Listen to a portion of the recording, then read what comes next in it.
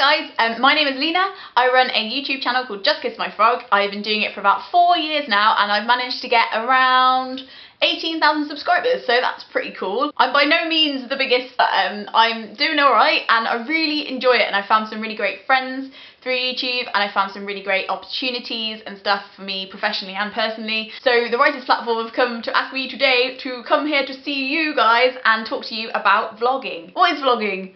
It's alright, sounds a bit technical, it's not. Video blogging. That's it. That's what you were missing.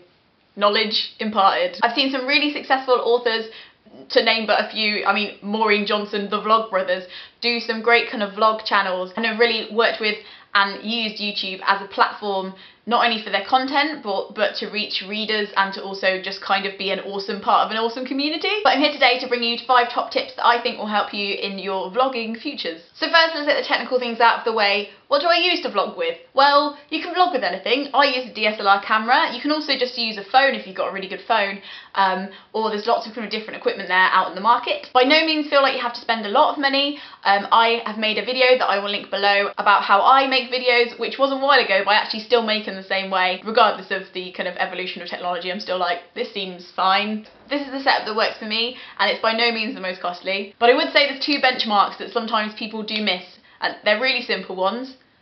Can we see you? Can we hear you? Can we see you has to do with lighting a lot of the time. For instance, this is the perfect time of day to film, or I would set up some artificial lights to make sure you could see me. When you film a video in the dark, it doesn't only just affect the actual light and dark situation of the face, but it also affects the quality of the video. It can usually get very pixelated if it's dark, so not a great viewing experience. The other thing is, can we hear you?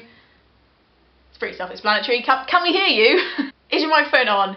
Do you think your voice is being recorded clearly? Do you want to consider maybe recording your voice separately if your camera's microphone isn't very good, and then syncing the 2 together just by clapping 3 times at the beginning of a recording, then popping that in your video editing software and aligning those? It's super easy, trust me. 2, schedules. They might help. Having a video schedule where you know you're going to upload can be really helpful for some people. It's not something that I do and it's not something for everybody, but in the past I have found it helpful, and especially when I was starting it was something to aim at. YouTube also have a function where you can schedule videos to go live, so you can make a video at any time and schedule it for your regular slot, and then you don't need to worry about it. Hands off the keyboard, you're done. You can do whatever you want on that day because it's going to go up automatically. Especially as well, some weeks you'll find that you have lots of ideas of what to talk about or what to do on your channel, and other weeks you have no idea. So having just a regular slot, maybe once a week, maybe once every 2 weeks, maybe once a month, where you know you're going to put a video up, you can harvest those ideas that you have when you're really inspired,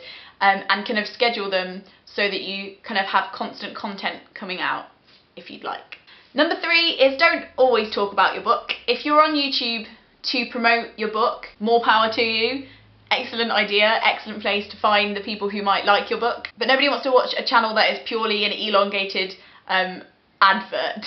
My advice to you would be to talk about your books in general, or your genre of books in general. Support other writers, see if there are any other writers in your genre who are also doing similar things, and maybe collaborate together. And also, instead of featuring the book that you've written all the time, try and talk about the themes in your book. Why should people be interested in the themes in your book, and do a discussion on that, because I always find that writers know so much more about the topic they're writing about than the stuff they manage to get in the book.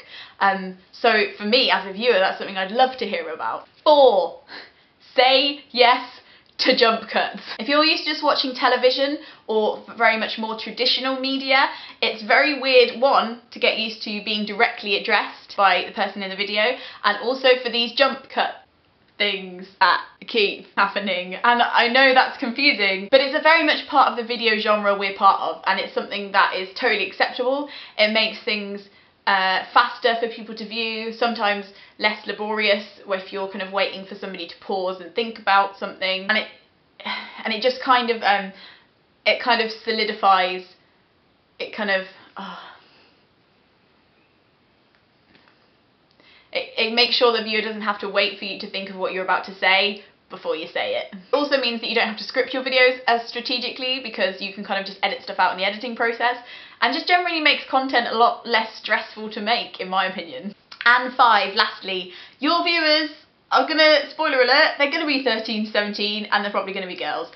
purely because that's mainly the kind of demographic that watch YouTube videos, and especially vlog style and booktube videos right now. They're the demographics that I and most of my friends receive from Google. However, there are lots of adults and people from both genders kind of watching and commenting, and I'd say that the commenting interaction is very mixed, but viewer-wise, that's who you might be talking to. So, especially if you're going to be using the channel as a platform or a springboard for stuff like school visits or an advert for your book, and you want the demographic of your book to be this age group, I'd suggest maybe not swearing. I swear a lot, but I don't have a book.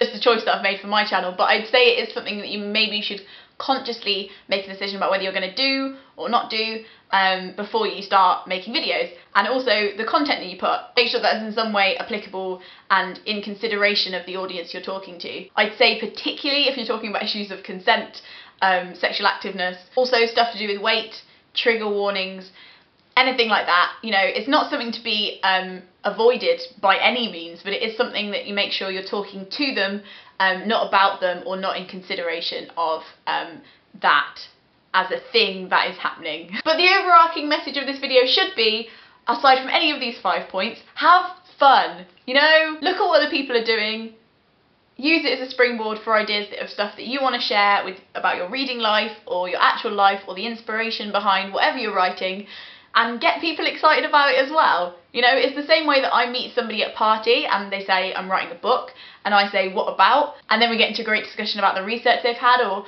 what make them excited about the book, or how they first got the idea for the book. They're the kinds of things that just make watching authors and people who write on YouTube great. So I'm really excited for you guys to either keep vlogging or start vlog channels, because I would like to watch them. You can follow me at Leena Norms.